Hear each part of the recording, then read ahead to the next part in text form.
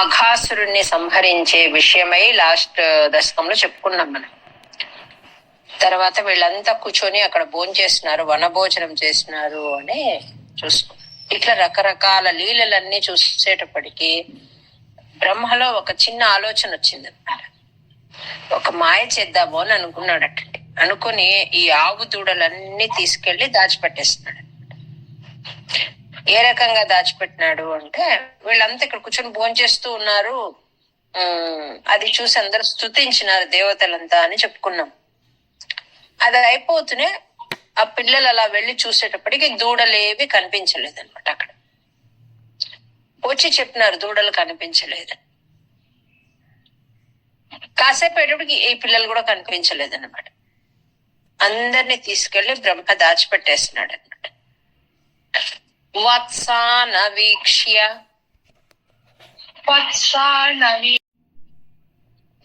ఆవీక్ష వత్సాన వీక్ష అంటే, వత్సాన్ అంటే ఆవుల మందలు, అవీక్ష్య అంటే కనబడకుండా పోయేది అనమాట. ఆ పిల్లలంతా వచ్చి ఆవుల మందలు కనబడలేదని చెప్పినారనమాట.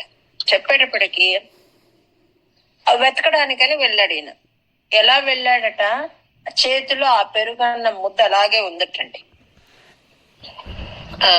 సామి భుక్త కబలహ గతవాన్ అంటే, సామి భుక్త అంటే సగం తిన్న, కబలహ అంటే ఆ అన్నం ముద్ద అంటే తింటూ తింటూ అలాగే మనము చేతిలో ఉన్నది నోట్లో పెట్టుకొనైనా లేస్తాము.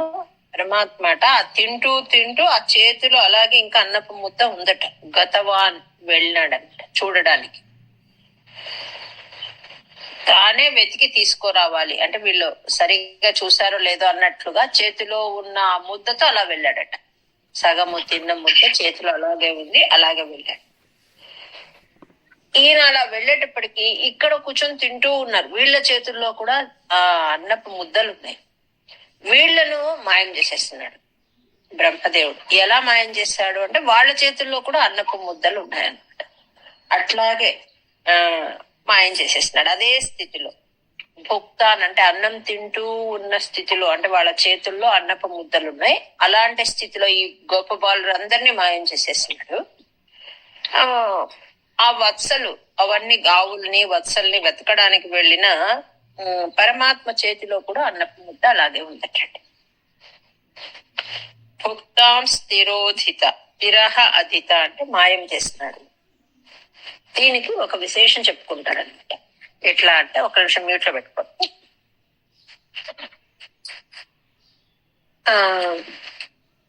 నేను కొన్ని ఫొటోస్ షేర్ చేస్తున్నాను చూడండి. అందులో అట్లా బ్రహ్మ పై నుంచి చూస్తాడు అనమాట.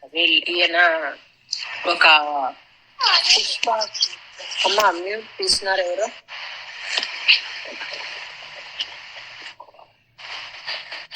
తీయకూడదు. నేను అందుకే ప్రతిరోజు, మీరు సీనియర్స్ అయినట్టు కదా, రోజు అందరినీ రెడ్ లో పెట్టలేను కదా, మీకు మీరే తెలుసుకొని మ్యూట్ లో ఉండాలి.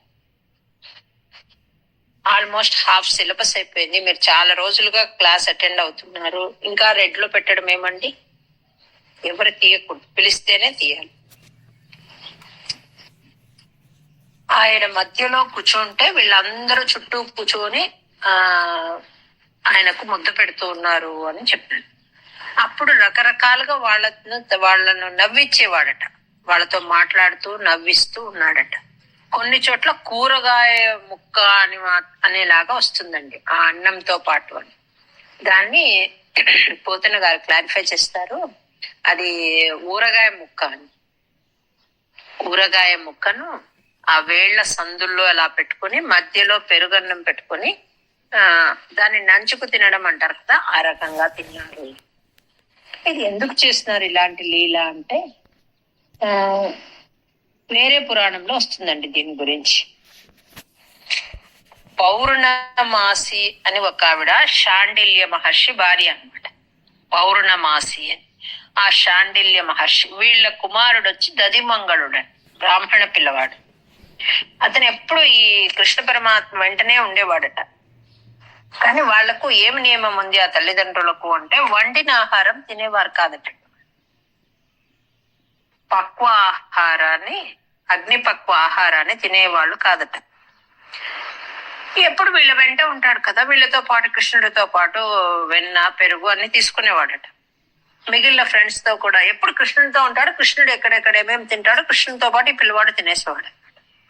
ఒకసారి కృష్ణుడు తమాషా చేశాడట, మమ్మల్ని మీ ఇంటికి తీసుకెళ్ళు, నువ్వు నాతో పాటు ఇవన్నీ తింటున్నావు కదా, మా అందరికి కూడా పెట్టు అని. తనకు ఒక్కడే పెట్టమని అడగలేదు, ఏది అడగాడు కృష్ణ పరమాత్మ, మాకు అనే చెప్పేవాడు అనమాట. ఈ పిల్లోడు ఇంటికి వెళ్ళి చెప్పినాడు వాళ్ళ తల్లికి, నా ఫ్రెండ్స్ అంతా వస్తారు, కృష్ణుడు ఇట్లా అడిగినాడు. ఆమె వద్దు అని చెప్తుంది అనమాట. ఎందుకంటే మనం వాళ్ళకి అగ్నిపక్వ ఆహారాన్ని పెట్టాం కదా, వద్దని. అది నాకు తెలియదు, నేను పిలుచుకొస్తాను అంతే, నువ్వు పెట్టాల్సిందే అని చెప్తారంట. దానికి తోడు వాళ్ళ పరిస్థితి కూడా బాగుండదండి. ఆమె చూస్తుంది ఏం పెట్టాలి తీసుకొస్తే, ఎక్కడో కొంచెం పాలపిండి కనిపిస్తుంది. ఆ పాలపిండిని నీళ్లలో వేసి కలిపేసి దాన్నే పాల్లాగా ఇస్తే సరిపోతుందని కొడుకు చెప్తుంది అనమాట. ఈ లోపల వాళ్ళు కృష్ణుడు అందరినీ ఒక 10 మందిని వెంటేసుకుని వచ్చేస్తాడు. వాళ్ళమ్మ ఏమో చూపించిన పాలపిండి నీళ్ళలో కలిపితే ఎంత ఉంది అంటే ఒక చిన్ని గ్లాస్ కి అవుతుందట. దాన్ని చూపించేటప్పటికి ఆ దది మంగళుడికి బాధ అయిపోయిందట. ఇది ఎట్లా నేను నా స్నేహితునికి పెట్టేది, ఒకరికే సరిపోదు, ఇది 10 మందిని తీసుకొచ్చినాడు కదా, వీళ్ళందరికీ ఎలా పెట్టేది అనే బాధపడుతూ, లేదని చెప్తే పోయా అని వాళ్ళమ్మ అంతగా కలిపిందని ఆ పిల్లవాడే తాగేశాడట. పాలపిండిని నీళ్ళలో కలిపేసి కదా, అది ఖాళీ అయిపోయింది అనమాట. వీళ్ళ పరిస్థితి తెలియదా కృష్ణ పరమాత్మకు తెలుసు. ఆయన ఏం చేస్తున్నాడంటే, ఈ పిల్లవాడి పెదవి దగ్గర కొంచెం ఇలా తినేటప్పుడు ఏదైనా బయట మూతి బయట అంటుకుంటుంది కదా, పెదవుల బయట, దాన్ని ఇలా వేలుతో తీసుకుని నాకేశాడటండి. ఎవరు? కృష్ణుడు. ఆ పిల్లవాడి మూతి దగ్గర ఉన్న పాలపిండి యొక్క ఒక చిన్న పోర్షన్ అట్లా మెత్తుకొన్న తీసి తను నాకేశాడట. మధుర పదార్థం ఎప్పుడు వేరే వాళ్ళకి ఇచ్చి తినాలి, అట్లా ఒకరే తినకూడదు అని చెప్పి దాన్ని తీసి నాలుగుతో నాక్కొనేస్తున్నాడంట కృష్ణ పరమాత్మ. ఈ లీల చూశాడు బ్రహ్మదేవుడు. ఏంటి అయినా బ్రాహ్మణ పిల్లవాడి ఎంగిల్ని ఈ రకంగా నాక్కున్నాడు కదా, ఇలా కాదు, నేను ఏదైనా ఒక మాయ చెయ్యాలి అని చెప్పి ఆయన వత్సాపహార లీల చేసేది దీనికోసము అని కొన్ని చోట్ల వస్తుందండి. ఇంకా కొన్ని చోట్ల ఏమైనా వస్తుంది అంటే, ఆ చుట్టూ కూర్చొని పిల్లలందరినీ నవ్విస్తూ ఉండేవాడు అని చెప్పుకుంటారు కదా. వాళ్ళు అన్నారట, నువ్వు నారాయణ అయిపోతావా అని అడిగినారట కృష్ణుడిని. ఓ అయిపోతానని. మమ్మల్ని చేస్తావా అంటే చేస్తానని చెప్పాడట. అందరినీ నారాయణ స్వరూపులుగా చేయగలవా నువ్వు అంటే చేస్తాను. బ్రహ్మను చేస్తావా అన్నారట. ఎందుకు చేయను, చేస్తాను. బ్రహ్మనే కాదు, వాళ్ళ తాతలాగా కూడా చేయగలనని చెప్పాడట. చేయలేదు ఆయనేమి. అలా చెప్పేటప్పటికి బ్రహ్మ పైనుంచి ఇవన్నీ చూస్తూ ఉన్నాడు కదా కృష్ణ పరమాత్మ లీలను. నేనంతా తక్కువైపోయానా అని అనిపించిందండి. ఆయన చాలా శ్రేష్ఠ వ్యక్తి అండి, కానీ ఆయనకు అలాంటి భావన కలిగించింది కూడా కృష్ణుడే అనమాట. నాలాగా ఈ గొల్ల పిల్లలందరినీ చేసేస్తావా నువ్వు, వీళ్ళందరినీ ఎత్తుకోబోతానని చెప్పి ఆయన తీసుకెళ్లాడట. కానీ ఆయన చేసిన లీలతో ఏం జరిగింది అంటే, బ్రహ్మలోకంలోకి వెళ్ళిపోయినారండి పిల్లలు. అక్కడ ఎవ్వరికీ స్థానం లేదన్నమాట. అట్లాంటి చోటుకి తీసుకెళ్లి లోపల దాచేశాడు.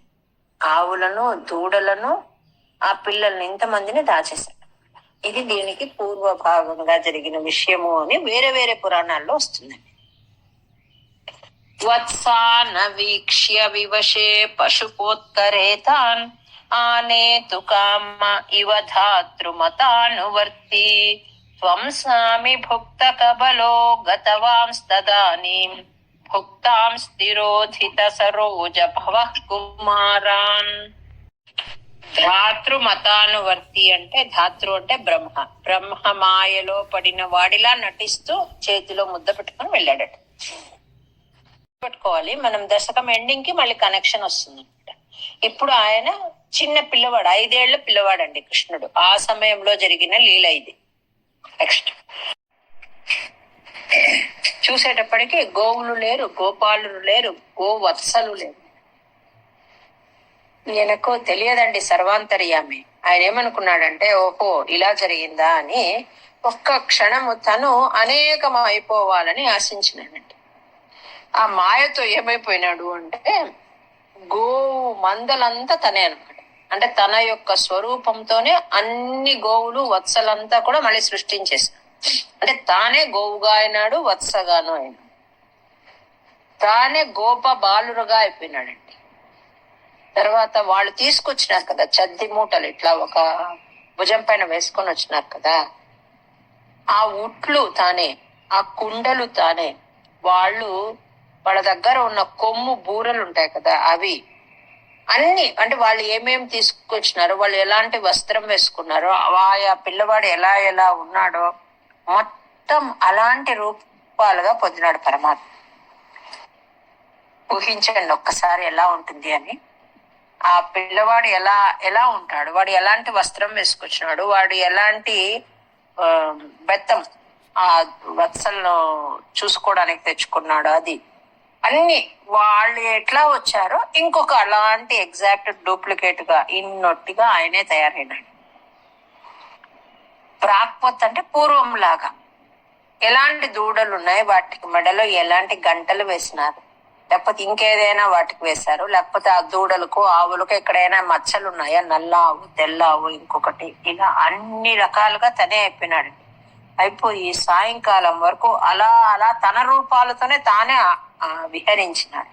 విహృత్య అంటే ఆడుకోవడం, ఆటలాడుకోవడం అనమాట. ఆ విపినేషు అంటే ఆ వనాలలో సాయంకాలం వరకు గడిపి అనేక రూపాలతో వ్రజానికి చేరినాడు. వ్రజం అంటే వేపల్లె, ఆ వేపల్లెకు వెళ్ళినాడు. మామూలుగా రోజు ఎట్లా పిల్లలందరితో కలిసి వస్తాడో అలాగే పిల్లలందరితో కలిసి వెళ్ళాడని. ఎవరు ఆ పిల్లలు, ఆ గోవులు, ఆ వత్సలు అంటే అన్ని కృష్ణ పరమాత్మని. అన్ని అలాగే.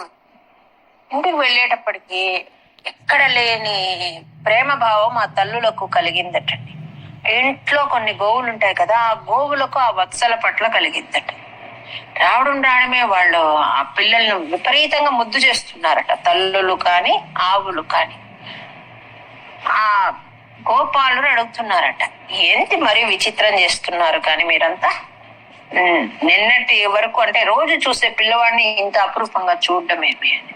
తల్లులు భర్తలతో చెప్తున్నారట, మీకేం తెలుసు, పిల్లల్ని కంటే అర్థమవుతుంది అని చెప్పి చాలా దగ్గరగా అంటే అపురూపంగా చూసుకుంటూ ఉన్నారట. ఇంటికి వచ్చేటప్పటికి ఆ పిల్లల్ని హక్ చేసుకుంటున్నారట, స్నానం చేయిస్తున్నారట, చక్కగా తినిపిస్తున్నారట. వాళ్ళు మేము తింటామన్నా వినట్లేదట, అంత అందంగా రెడీ చేస్తున్నారట. అంటే రోజు చేసే పనే, కానీ ఆ పనిలో ఇంకా ఇంకా విపరీతమైన ప్రేమ కనిపిస్తోందట. ఎందుకు ఇట్లాగా అంటే వాళ్ళంతా కృష్ణ స్వరూపాల చూస్తూనే వాళ్ళలో అలాంటి భావం కలిగిందట. వత్సాయితస్తదను గోపగణాయితస్త్వం శిక్యాది భాండ మురళీ గవలాది రూప ప్రాక్వత్ విహృత్య విపినేషు చిరాయ సాయం త్వం మాయయాథ బహుధా వ్రజమాయయాథ. ఎప్పుడైతే తాను అన్ని వాళ్ళలాగా తయారైపోయి వెళ్ళిపోయినాడు ఇంటికి, అందరు రూపాలు ధరించి ఇంటికి వెళ్ళినాడు. ఆ వాళ్ళని చూసి ఆ గోపాలకుల తల్లులు, ఆ గోపాలకులకు కూడా అలాగే అనిపించింది. భార్యలను వాళ్ళు అలా అన్నారు కానీ వాళ్లకు అలాగే అనిపించింది. ఆ తల్లులు కూడా ఎంతో ప్రేమ చూపించినారట. అంటే విపరీతమైన వాత్సల్యాన్ని చూపించేవారట తల్లులు. ఆ గోవులు కూడా వత్సల పట్ల అలాంటి వాత్సల్యమే చూపించినాయట. ఇవన్నీ అంటే దూడలు గోపబాలుర రూపాలు ధరించి వచ్చేటప్పటికి గోరూపిణి బిహి జననీ బిహి అంటే గోరూపంలో ఉన్న తల్లులతో గోపికల రూపంలో ఎంతో వాత్సల్యాన్ని పొందినాడట పరమాత్మ. ఆయన అనేకం కావాలనుకుంటే మనం ఇప్పటి వరకు చదువుకున్న ఇన్ని లీలలు, ఇన్ని అవతారాలు చూసినప్పుడు ఆయన ఇన్ని కావడం ఏం గొప్ప కాదు కదండి, ఎన్నైనా కాగలడు. అన్ని అయి అంత అభిమానాన్ని వాళ్ళ నుంచి పొందినాడట ఆయన. ఆ దృశ్యం ఎంత బాగుంది అంటే చూడడానికి ఎక్కడ చూసినా కృష్ణమయం అన్నమాట.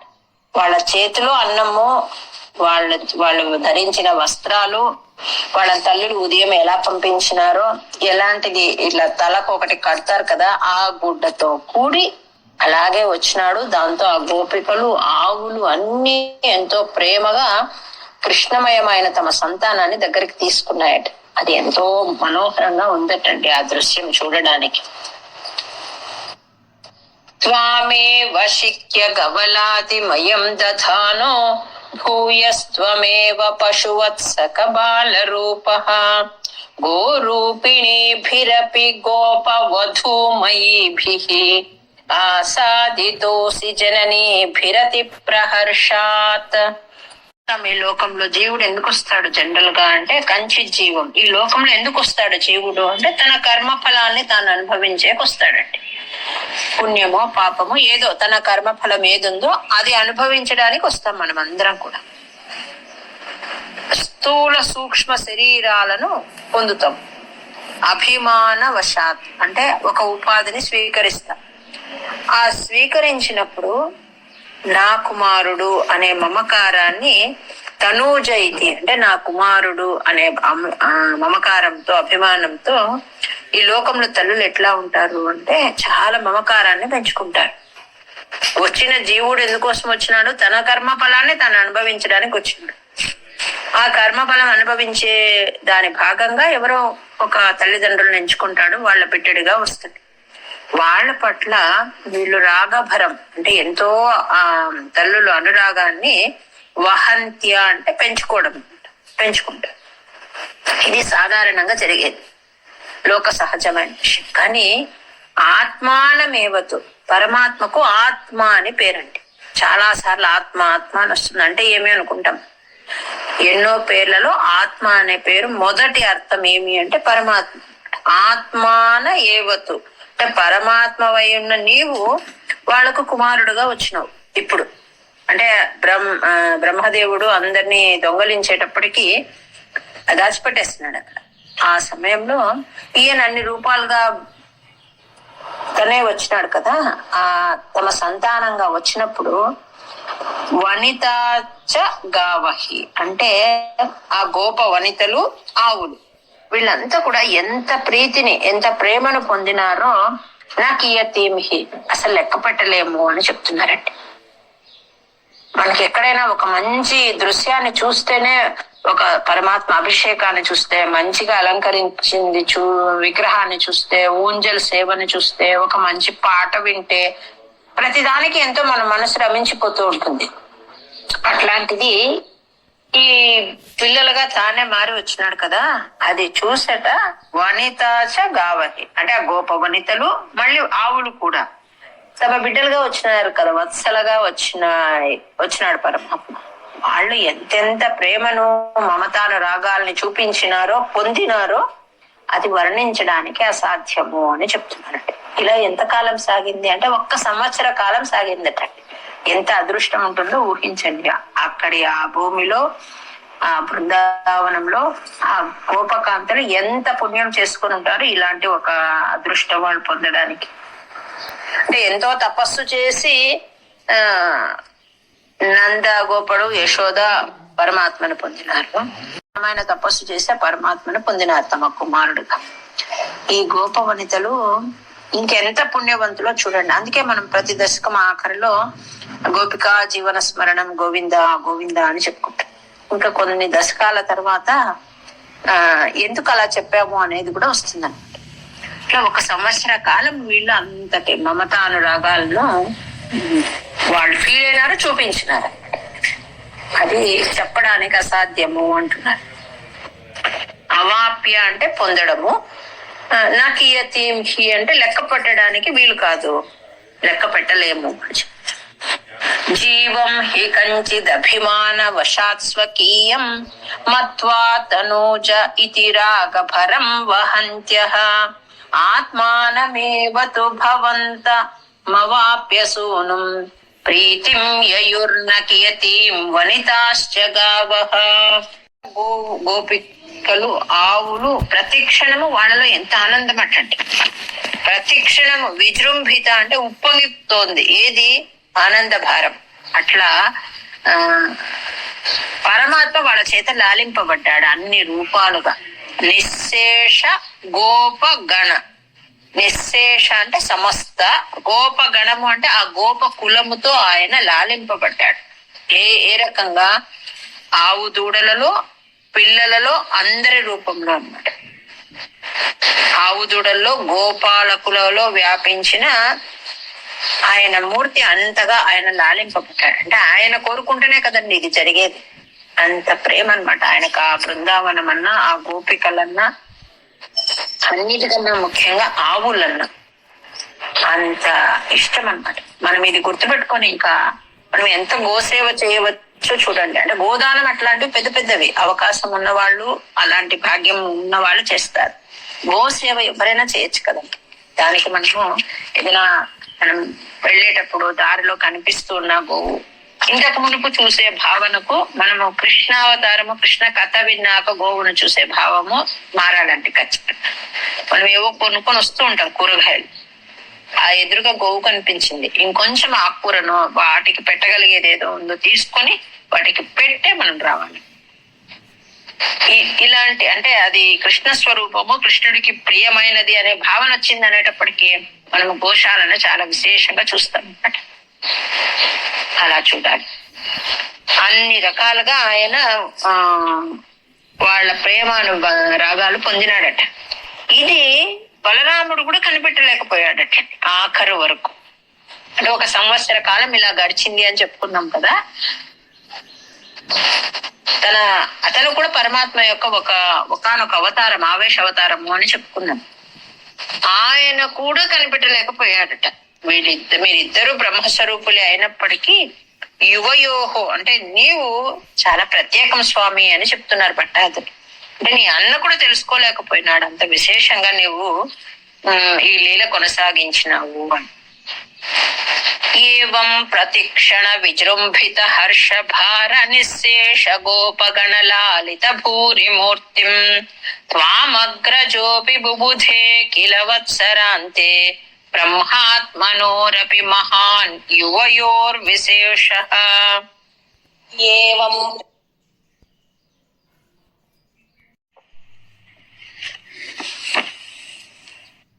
వినిపిస్తాను మేడం. వర్షావధో నవ పురాతన వత్సపాలాన్ దృష్ట్వా వివేకమసృణే ద్రుహిణే విమూఢే ప్రాదీదృశ ప్రతినవాన్ మకుటాంగదాది భూషాంశ్చతుర్భుజయుజ సజలాంబుదాపాన్. ఇలా 1 సంవత్సరం రోజులు గడిచింది. బ్రహ్మ ఏం జరుగుతోందో చూద్దామని వచ్చాడు. చూస్తే అందరు గోప బాలురు ఉన్నారు, వత్సలున్నాయి, కృష్ణుడున్నాడు, అన్ని యథావిధిగా ఉన్నాయన్నమాట. ఇదేం ఇలా ఉంది, నేను కదా దాచిపెట్టానని చెప్పి పైకి వెళ్ళి చూశాడు. తను ఎక్కడైతే సత్యలోకంలో దాచిపెట్టాడో అక్కడికి వెళ్ళి చూసేటప్పటికి అతను ఏ ప్రదేశంలో దాచినాడో అక్కడ వాళ్ళంతా అట్లాగే ఉన్నారనమాట. ఆవులు ఉన్నాయి, ఆ పిల్లవాళ్ళు ఉన్నారు, అంతా ఉన్నారనమాట. అతను అలా పైకి కిందికి వచ్చేటప్పటికి అతనికి ఆశ్చర్యం వేస్తుంది. ఇక్కడ ఉన్నారు, సేమ్ అంతమందే ఉన్నారు, అదే రూపురేఖలతో ఉన్నారు, తాను దాచిపెట్టిన దగ్గర కూడా అట్లాగే. పరమాత్మ అనుకున్నాడు ఇంకొక తన చమత్కారం చేయాలనుకుని ఈయన పైన ఒకసారి కింద ఒకసారి వచ్చి చూసి వెళ్తూ ఉన్నాడు కదా. పైన బ్రహ్మ రూపంతో ఈయనే వెళ్ళి ఆయన స్థానంలో కూర్చున్నాడటండి, బ్రహ్మదేవుడి రూపంతో. అక్కడ ఉన్న వాళ్ళు ఆయన లోపలికి అలో చేయలేదట. నువ్వెవరు వెళ్ళమని చెప్పారట.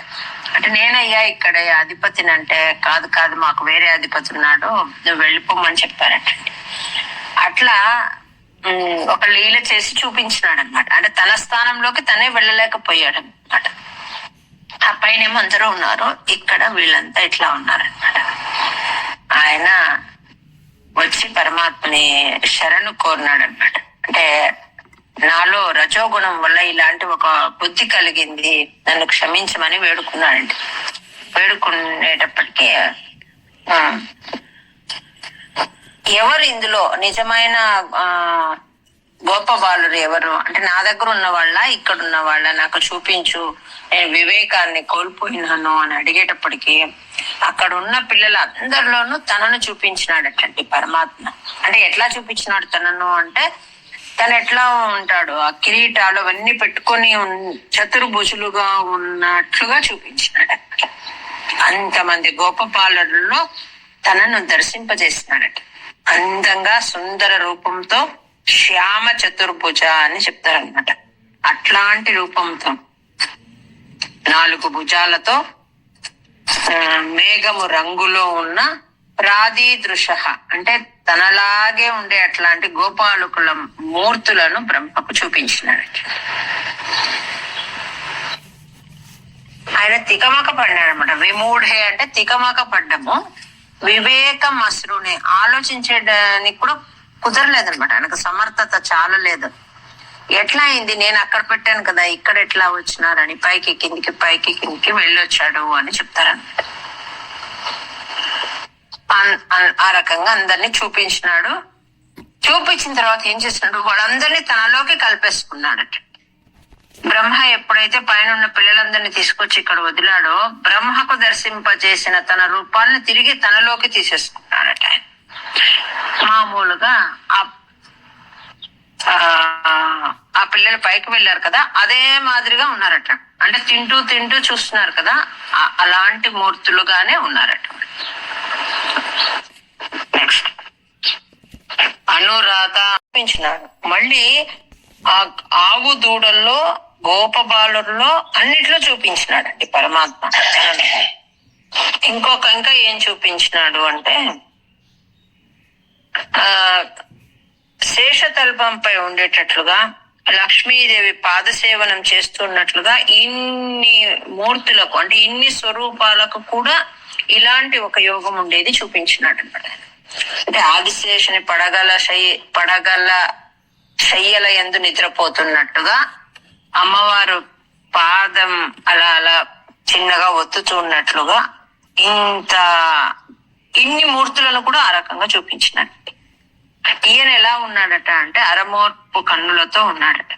అట్లాంటి లీలను ఆ బ్రహ్మదేవునికి చూపించినాడు. ఇంతేకాకుండా సనకాది యోగులందరూ కూడా అక్కడ పరమాత్మను కొలుస్తూ ఉంటారు అనమాట. విష్ణుమూర్తి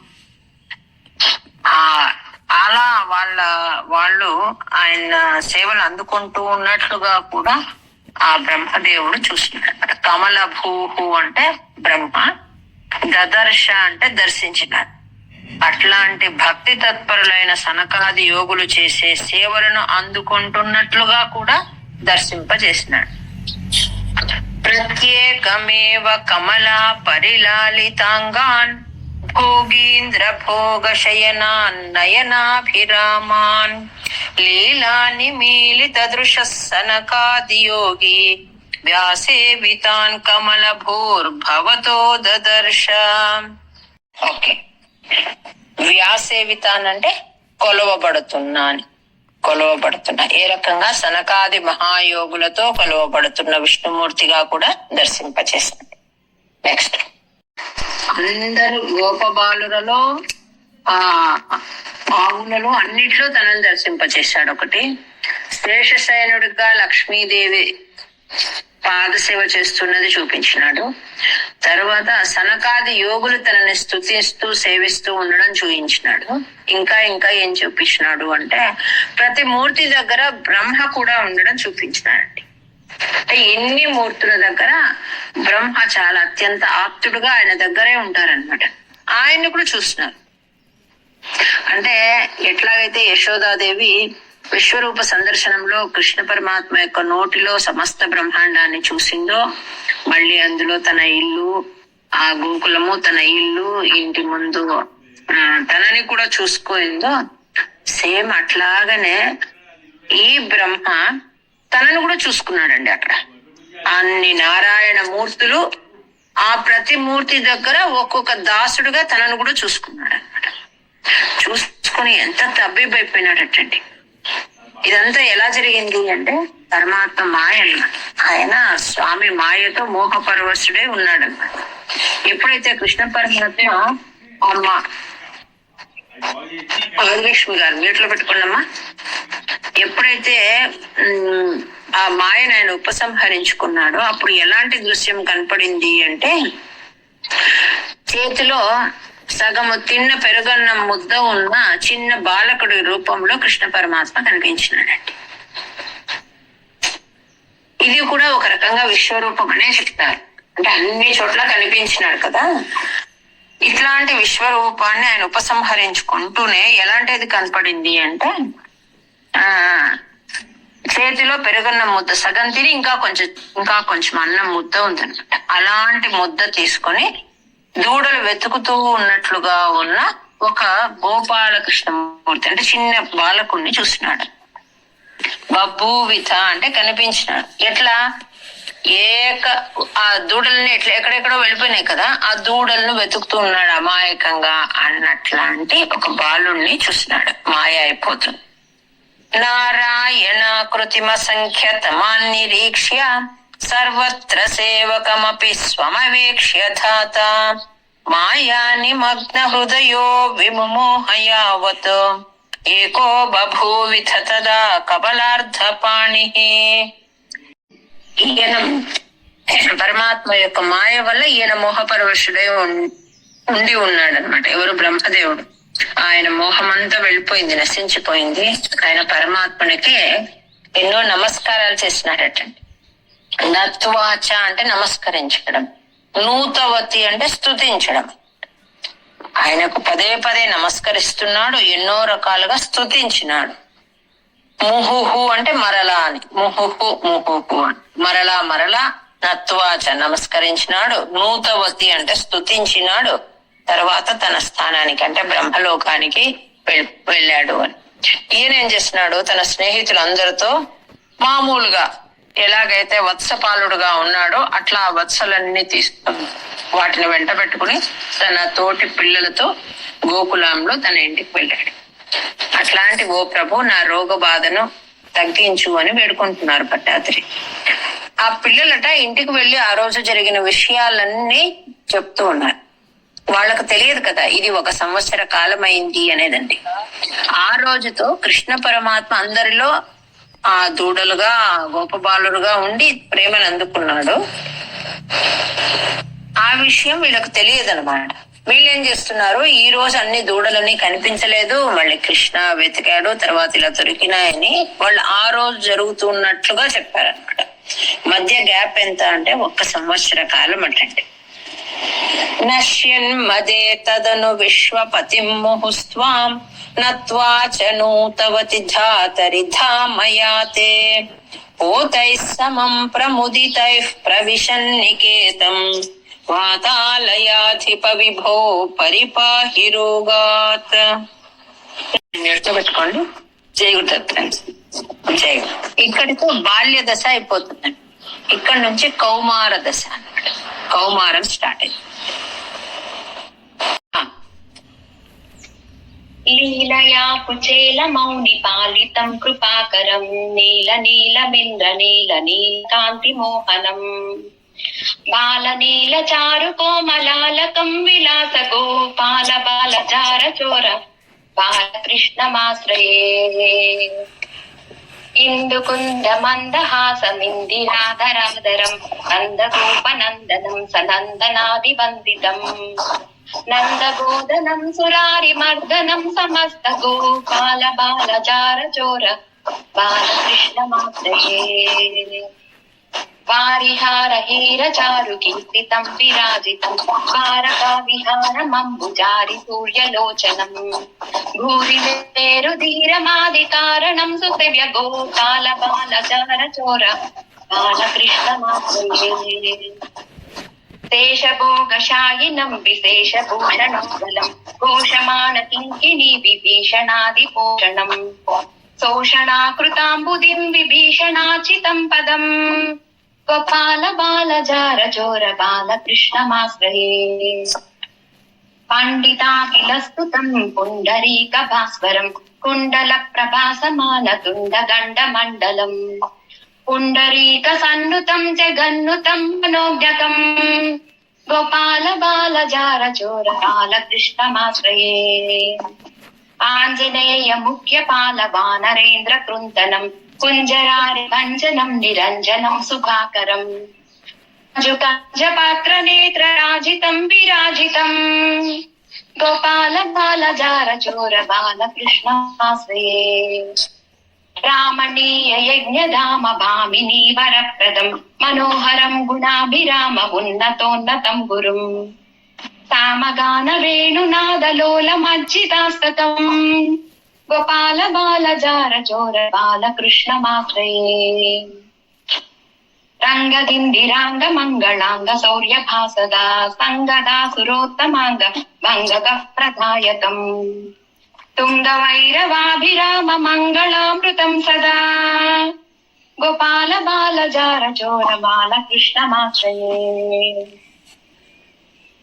బాలకృష్ణ పుణ్యనామ లాలితం సుభాష్టకం ఏ పఠంతి సాత్వికోత్తమా సదా ముదాచ్యుతం రాజమాన పుత్ర సంపదాది శోభనాని తే సాధయంతి విష్ణులోకమవ్యయం నరాశ్యతే సాధయంతి విష్ణులోకమవ్యయం నరాశ్యతే. గురుదత్త గురు. నెక్స్ట్ 50